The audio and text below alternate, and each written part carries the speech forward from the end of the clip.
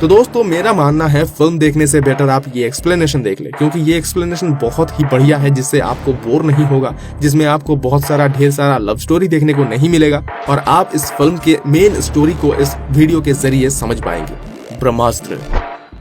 पुराण की कुछ कहानियों के मुताबिक भारत के ऋषि मुनियों ने कई महाअस्त्रों को काबू करना सीख पाए थे, जैसे कि अग्निअस्त्र, जलास्त्र, वानरास्त्र, नंदी अस्त्र, और सदियों से कई पीढ़ियों के कुछ चुने हुए लोग इन सभी महान अस्त्रों को रक्षा करते हुए आ रहे हैं। इन सब अस्त्रों में से सबसे महान है ब्रह्मास्त्र, जिसका पावर शिवजी के थर्ड आई से जुड़ा हुआ है। ब्रह्मास्त्र की मदद से सृष्टि का रहस्य या फिर विनाश दोनों ही किया जा सकता है। एक बार एक महान योद्धा ने ब्रह्मास्त्र हासिल कर लिया था और सृष्टि के विनाश करने की कोशिश किया था। तभी दूसरे एक महान योद्धा उसे रोकती है और ब्रह्मास्त्र के 3 टुकड़े कर देती है और हर हिस्से को ब्रह्मास्त्र के 3 महान रखवाले के पास रख देती है। ये तो गई कहानी की बात। अब चलिए मूवी पर आते हैं। शिवा मुंबई के रहने वाला एक डीजे एक बार दशहरा के दिन वो एक दुर्गा पूजा में अपना प्रोग्राम कर रहा था, लेकिन वो जब दुर्गा माता के सामने प्रार्थना करने के लिए आया तभी उसको कुछ विजुअल्स आने लगा। वो देखा कि मोहन भार्गव नाम के एक साइंटिस्ट के पास 2 खतरनाक किलर आया। वो दोनों ही मोहन से कोई चीज मांग रहा था। मोहन अपने बातों से दोनों को उलझाने की कोशिश भी किया,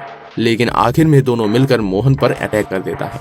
मोहन अब एक कड़ा अपने पैर में पहन लेता है और उस जादुई अस्त्र से मोहन के शरीर में कुछ अलग लेवल का शक्तियां आने लगती है। वो कड़ा असल में वानरास्त्र है और मोहन वानरास्त्र का रखवाला है।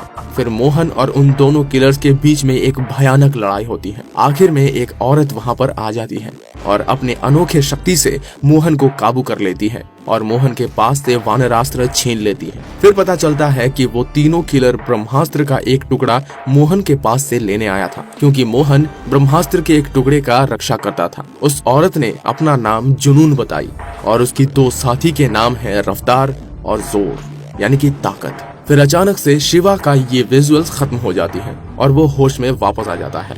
इसके बाद रात को शिवा रावण वध प्रोग्राम में जाता है और वहाँ उसे एक खूबसूरत लड़की दिखाई देता है, लेकिन उस लड़की को देखने के बाद पीछे जलते हुए रावण के आग में सब कुछ जल जाता है और वो आग शिवा के चारों ओर घूमने लगता है। शिवा तुरंत बेहोश हो जाता है।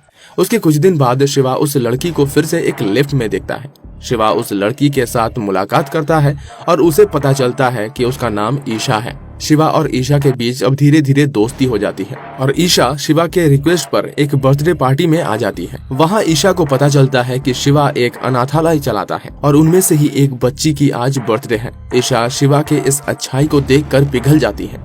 फिर दोनों मिलकर उन बच्चियों के साथ काफी मस्ती करते हैं। इसके बाद शिवा ईशा को अपने कमरे दिखाती है और अपने माता पिता के बारे में भी बताता है। शिवा के पापा उसके जन्म से पहले ही मर चुके थे और उसका जब 1 साल का उम्र हुआ था तब उसकी मम्मी भी गुजर गई थी।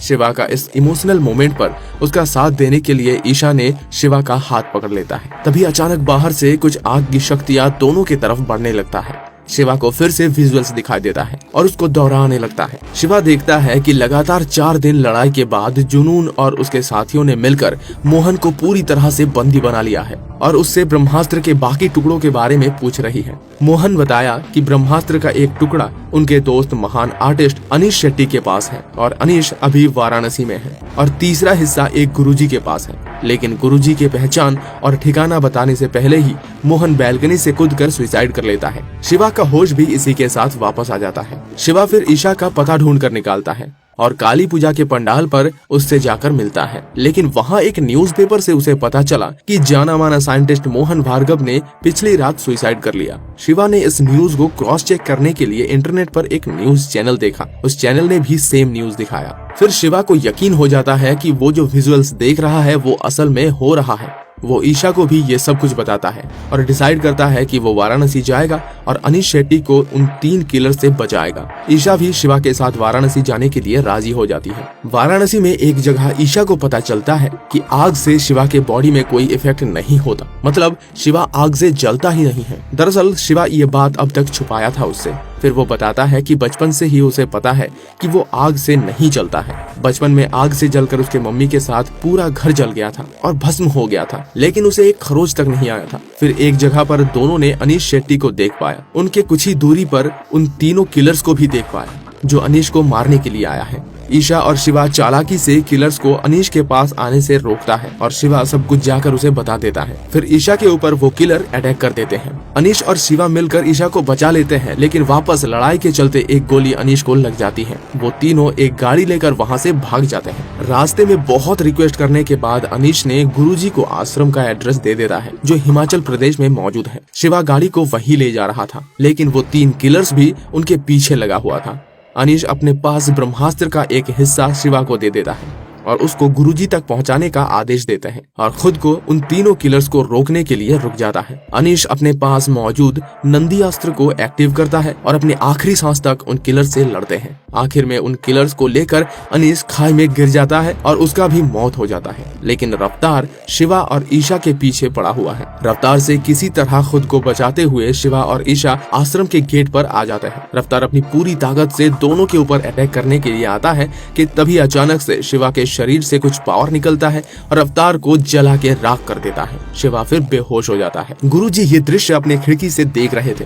वो तुरंत शिवा और ईशा को आश्रम के अंदर ले आते हैं। अगले दिन शिवा को पता चलता है कि आश्रम के सारे मेंबर्स के पास कुछ न कुछ खास किस्म का अस्त्र जरूर है। गुरुजी शिवा को बताते हैं शिवा के पास अग्नि अस्त्र है और वो उसे कंट्रोल करना सिखाएंगे, लेकिन शिवा इन सब चीजों से दूर रहना चाहता है, इसलिए वो ब्रह्मास्त्र का दूसरा हिस्सा गुरुजी को देकर वहाँ से चले जाने का फैसला लेता है। गुरुजी फिर शिवा को बताता है कि शिवा के माता पिता भी आश्रम का मेंबर्स थे और उनके मौत के कारण गुरुजी को मालूम है। अगर शिवा वहाँ रुक जाए तो गुरुजी उसे पूरी कहानी बताएंगे। शिवा वहाँ रुकने का फैसला लेता है। शिवा को बीच बीच में कुछ विजुअल्स आने लगते हैं जहाँ वो देख पाता है कि जुनून अपने गुरु के लिए ब्रह्मास्त्र हासिल करना चाहती है और उसके गुरु के पास बहुत सारा अस्त्र मौजूद है। ईशा को किसी सुरक्षित जगह भेजकर शिवा अपनी ट्रेनिंग स्टार्ट कर देता है, लेकिन वो अपने ताकत को सही तरीके से काबू नहीं कर पा रहा था। बहुत सोचने के बाद शिवा को समझ में आ जाता है कि ईशा जब भी उसके करीब आती है तभी अस्त्र काम करता है।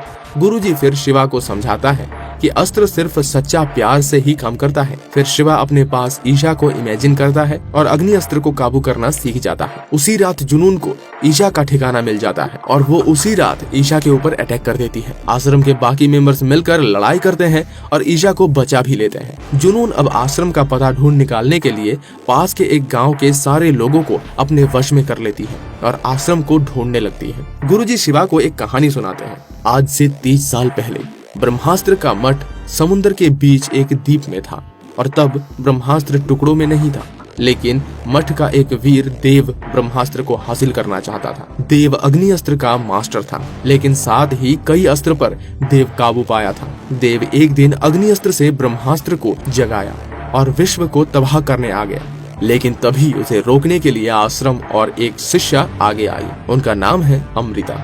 लगातार 1 हफ्ते की भयानक लड़ाई के बाद अमृता ने ब्रह्मास्त्र के 3 टुकड़े कर दिए और देव का अग्नि अस्त्र भी शांत कर दिया। उस लड़ाई के बाद आश्रम उस द्वीप के साथ समुद्र के अंदर चला गया। लोगों का मानना है कि अमृता और देव भी उसी लड़ाई के बाद मर गए थे।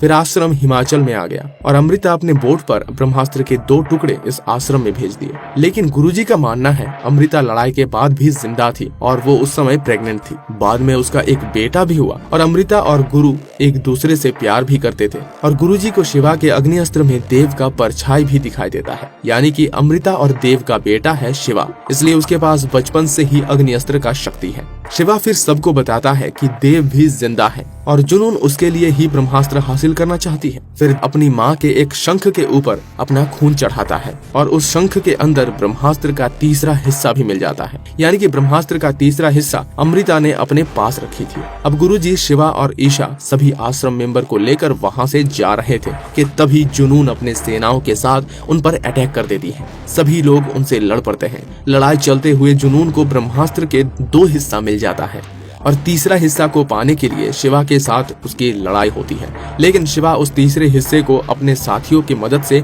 जुनून से दूर रखता है। लेकिन आखिर में एक छोटे बच्चे को मारकर जुनून तीसरा हिस्सा हासिल कर लेती है और तीनों हिस्सों को फिर से जोड़ देती है। इससे ब्रह्मास्त्र फिर से जग जाता है और जुनून भी तबाह हो जाती है। पृथ्वी का विनाश फिर से शुरू हो जाता है। सभी समझने लगते हैं कि अब सभी मरने वाले हैं, लेकिन शिवा ईशा से वादा करता है कि कोई नहीं मरेगा। शिवा अपनी पूरी ताकत लगा देता है और आखिर में अपने पावर से ब्रह्मास्त्र को वो फिर से शांत कर देता है। शिवा अब इतना पावरफुल हो गया था कि वो बिना चिंगारी के भी आग निकाल सकता था। लेकिन दूसरी तरफ ब्रह्मास्त्र को दोबारा जगाने पर देव को भी अपना शक्ति वापस मिल गया था और वो फिर से पत्थर से आजाद होकर इंसान के शरीर में वापस आ गया और अपनी पूरी शक्ति के साथ ब्रह्मास्त्र को हासिल करने के लिए आगे बढ़ने लगा। और इसी सस्पेंस को छोड़ते हुए ब्रह्मास्त्र मूवी की ये पार्ट खत्म हो जाती है। उम्मीद करता हूँ आपको ये वीडियो अच्छा लगा है। अगर अच्छा लगा है तो इसे लाइक करें, हमारे चैनल को सब्सक्राइब करें, पेज को हमारे फॉलो करें, प्लीज सपोर्ट दिखाइए हमें और हमारे सभी सदस्यों को। जय हिंद, जय भारत।